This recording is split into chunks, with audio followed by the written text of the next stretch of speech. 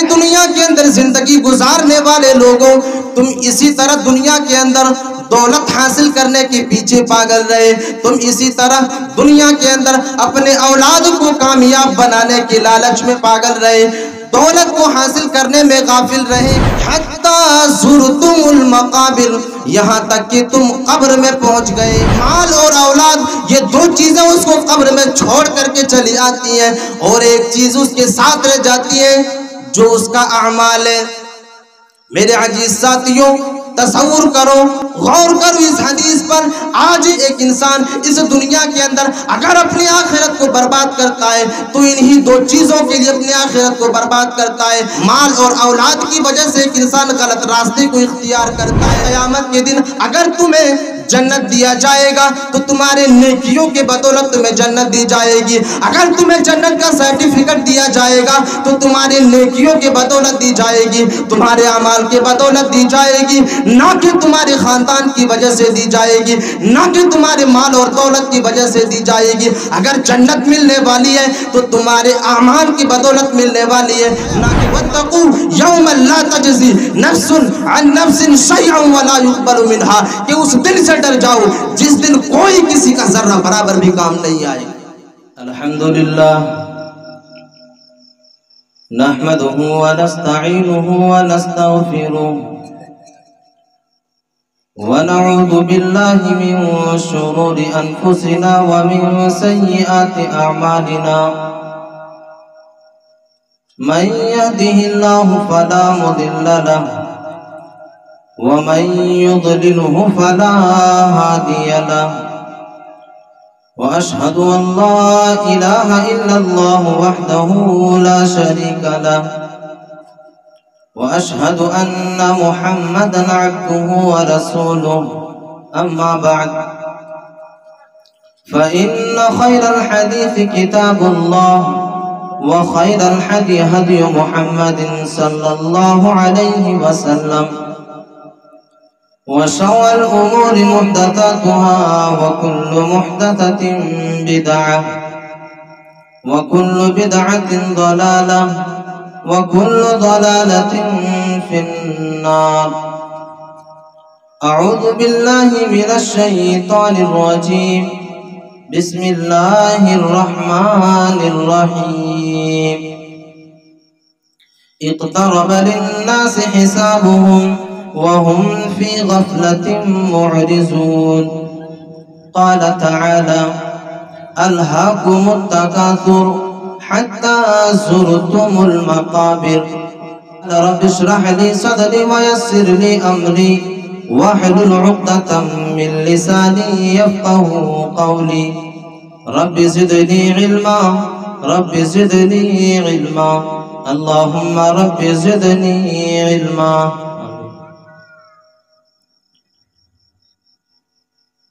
میں نے خطبہ مسنونہ کے بعد دو جگہ سے تو آیت کریمہ تلاوت کی ہے۔ ایک آیت کریمہ کے اندر اللہ تبارک و تعالی نے ایک غفلت کے بارے میں بتایا، اور دوسرے آیت کریمہ کے اندر اللہ تبارک و تعالی نے اس غفلت کو واضح کیا کہ ایک انسان کس طرح کی غفلت میں پڑ جاتا ہے اور وہ انسان اپنی اخروی زندگی کو بھلا دیتا ہے۔ یعنی پہلے آیت کریمہ کے اندر ایک سوال پیدا ہو رہا تھا، تو اللہ تبارک و تعالیٰ نے دوسرے آیت کریمہ کے اندر اس سوال کا جواب دیا۔ آئیے سب سے پہلے سورہ انبیاء کی جو آیت ہے اس کا ترجمہ دیکھیں۔ اللہ تبارک و تعالیٰ قرآن مجید کے اندر ارشاد فرماتا ہے: اقترب للناس حسابهم وهم في غفلة معرضون، اے دنیا کے اندر زندگی گزارنے والے لوگوں سنو، اے دنیا کے اندر زندگی بسر کرنے والے لوگوں سنو، اقترب للناس حسابهم وهم في غفلة معرضون، کہ تمہارے لیے حساب کا وقت قریب ہے اور تم ہو کہ غفلت بھری زندگی گزار رہے ہو۔ اب سوال یہ پیدا ہوا کہ آخر وہ غفلت بھری زندگی کون سی زندگی ہے؟ اللہ تبارک و تعالیٰ نے اسی سوال کا جواب 30ویں پارے کی سورۃ تکاثر کے اندر دیا۔ اللہ تبارک و تعالیٰ ارشاد فرماتا ہے الہاکم التکاثر، اے لوگوں تم کو مال اور اولاد کی کثرت کی خواہش نے غافل کر دیا۔ جواب دیا اللہ تبارک و تعالیٰ نے کہ اے لوگوں اس دنیا کے اندر غافل کرنے والی چیز جو ہے وہ دو ہے۔ الہاکم التکاثر، تم کو غافل کر دیا،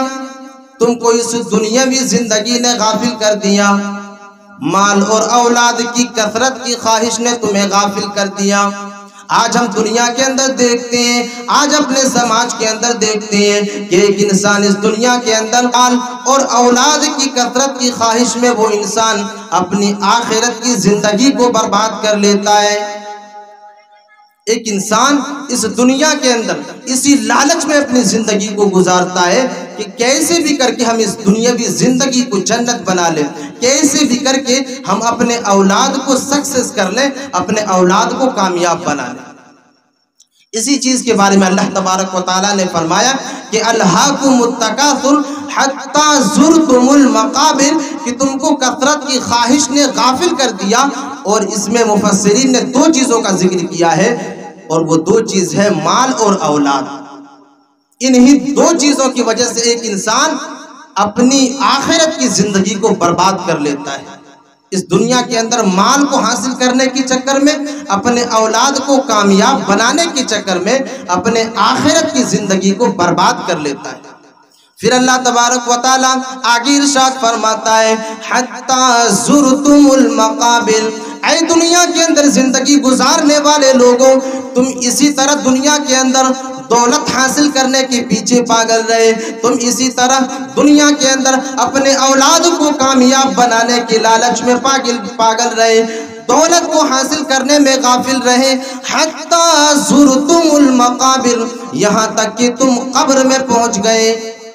ایک انسان اس دنیا کے اندر دولت کو حاصل کرنے میں پاگل رہتا ہے، مست و مگن رہتا ہے، یہاں تک کہ وہ انسان قبر میں پہنچ جاتا ہے۔ ایک انسان رات میں یہ سوچ کر کے سوتا ہے، رات میں یہ گمان کر کے سوتا ہے، رات میں یہ تصور کر کے سوتا ہے کہ ہمیں صبح میں فلاں انسان سے فلاں جگہ جا کر کے اتنی دولت کو حاصل کرنا ہے، لیکن اللہ تبارک و تعالیٰ کہتا ہے کہ حتی زرتم المقابر، تم اسی لالچ میں رہے کہ ہم فلاں جگہ سے دولت کو حاصل کریں گے، تم اسی لالچ میں رہے کہ ہم فلاں جگہ سے دولت کو اکٹھا کریں گے۔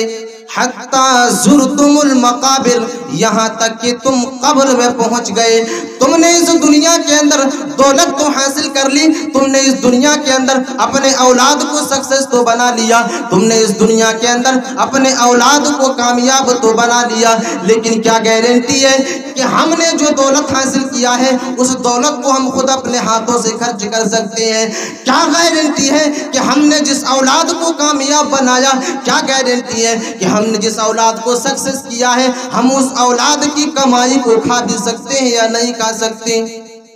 آج ایک انسان اس دنیا کے اندر نہ جانے کس طرح سے دولت کو حاصل کرتا ہے، نہ جانے کس طرح سے روپیہ اور پیسے کو حاصل کرتا ہے، جبکہ اس انسان کو یہ معلوم ہے، جبکہ وہ انسان یہ جانتا ہے کہ ہم نے صبح سے لے کر کے شام تک مزدوری کی، ہم نے صبح سے لے کر کے شام تک نہ جانے کس طرح کے کام کو انجام دیا اور دولت کو حاصل کیا،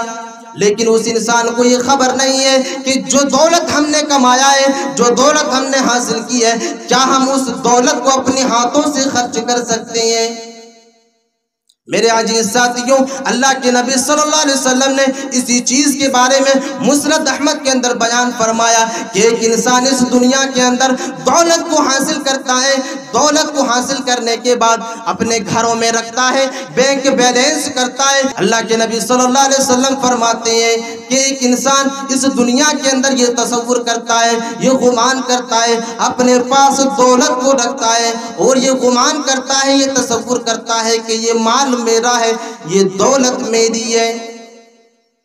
ایک انسان یہ تصور کرتا ہے، گمان کرتا ہے کہ یہ مال جو ہے یہ میرا ہے، یہ دولت جو ہے یہ میری ہے،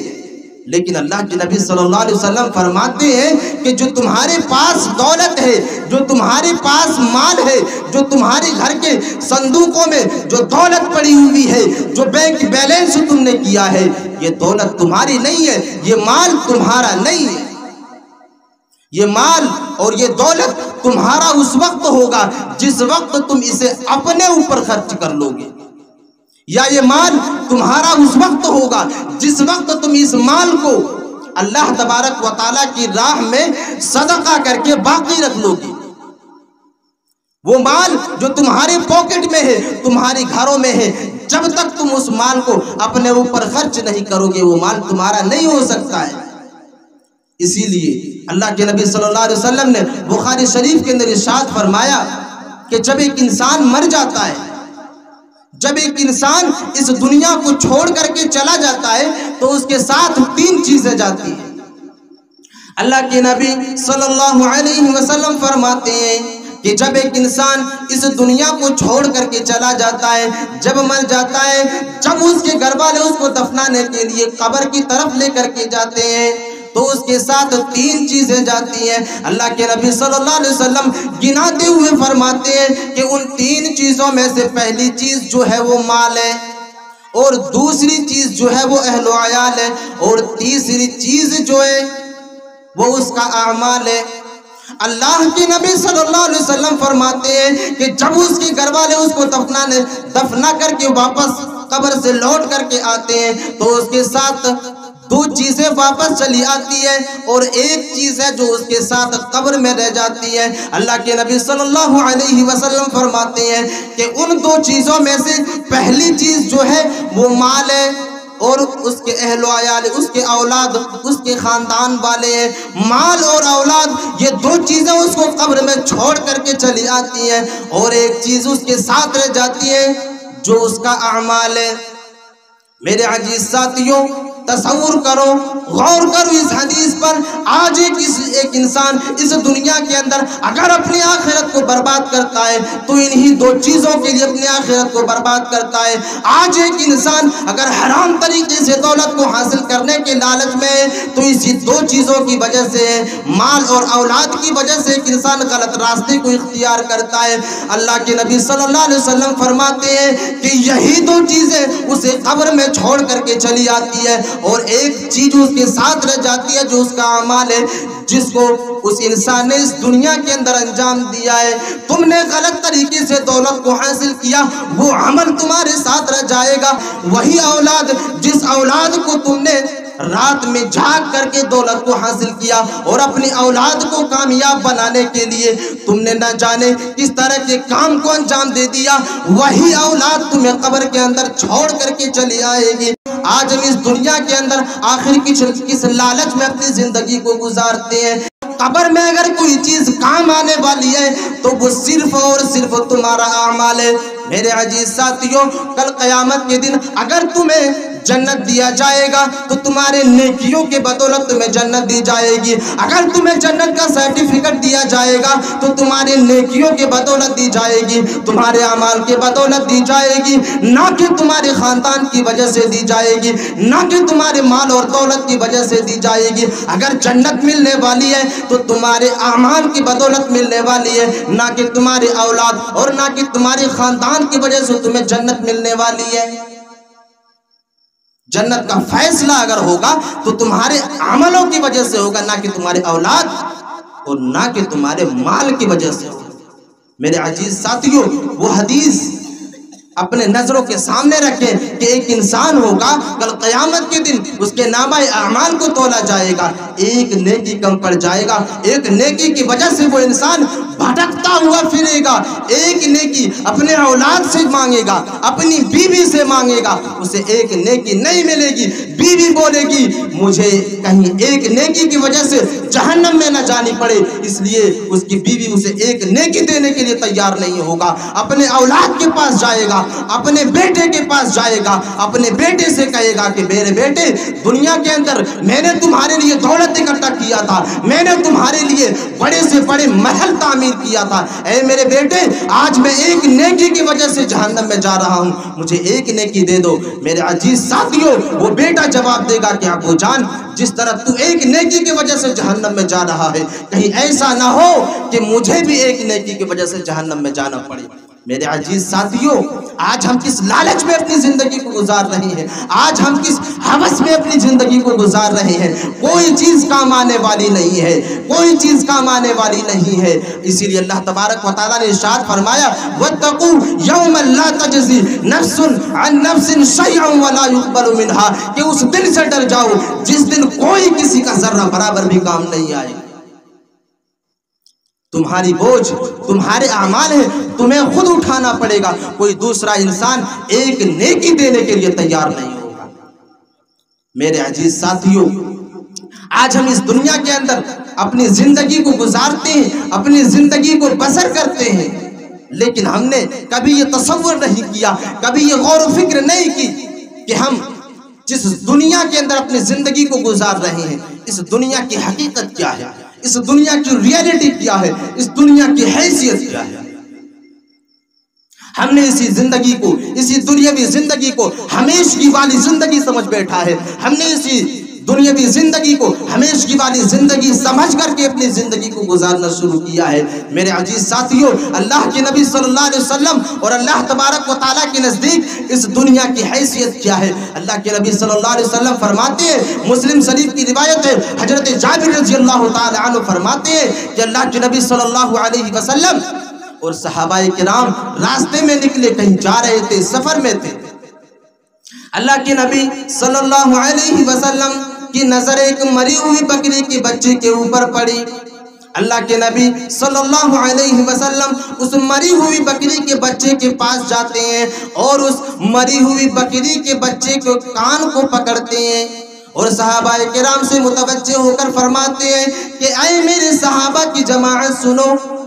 اس مری ہوئی بکری کے بچے کو کون ایک درہم میں خریدنا چاہے گا، کون ایک درہم میں اپنے پاس رکھنا چاہے گا؟ جیسے ہی اللہ کے نبی صلی اللہ علیہ وسلم نے صحابہ کرام سے کہا، فوراً صحابہ کرام نے جواب دیا کہ اللہ کے نبی صلی اللہ علیہ وسلم بھلا اس مری ہوئی بکری کے بچے کو کون ایک درہم میں خریدنا چاہے گا، کون ایک درہم میں اپنے پاس رکھنا چاہے گا؟ اے اللہ کے نبی صلی اللہ علیہ وسلم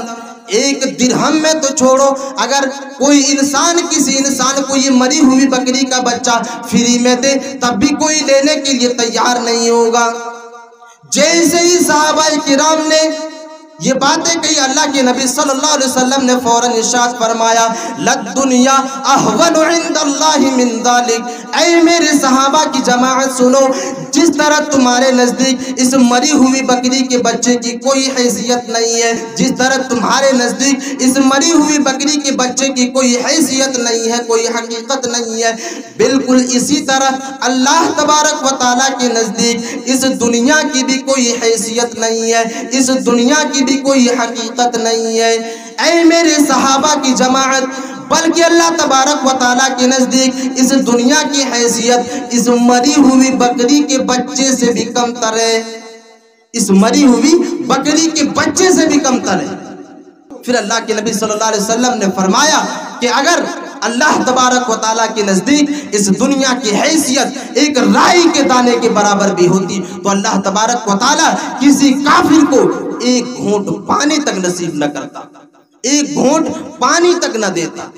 یہ ہے دنیا کی حقیقت، یہ ہے دنیا کی حیثیت، یہ ہے دنیا کی ریئلٹی، جس دنیاوی زندگی کو ہم نے ہمیشگی والی زندگی سمجھ بیٹھا ہے، جس دنیاوی زندگی کو ہم